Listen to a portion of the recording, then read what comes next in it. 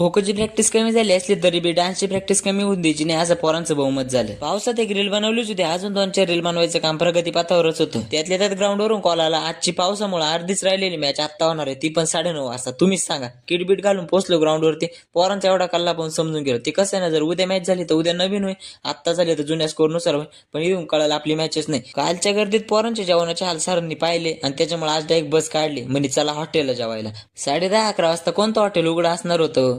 एक सापडलं, तिथंच बस थांबून घेतली. म्हणलं चला लय भूक लागेल आता, कारण दिवसभर जेवलो नाही हो, बाकी काही नाही. कोकोसाठी त्याग करावा लागतो. पहिली भाजी आल्या आल्या पटापट म्हणलं चला आता धपाधप खाऊन घ्यायचं. म्हणलं काही विषय नाही, जेवण बिवणं लय ओके मच झाले. आणि लगेच उजाडला दुसरा दिवस, कारण दुसऱ्या दिवशी आज आमच्या कन्फर्म मॅचेस होणार होत्या. सकाळ सकाळीच मॅच असल्यामुळे पोराडा किट घालून ग्राउंडवर पोहोचले. पावसामुळे ग्राउंड एकदम लुसलुशीत झालं, पण त्याचा तोटाच म्हणून आमच्या ग्राउंडवरची अख्खी लाल माती वाहून गेली. त्याच्यामुळे उड्या बिड्या मारणं पोरांना म्हणलं इंजुरी होईल, हळूहळू खेळा. हा म्हणजे पळा जोरात पण खेळा हळू असं म्हणायचं.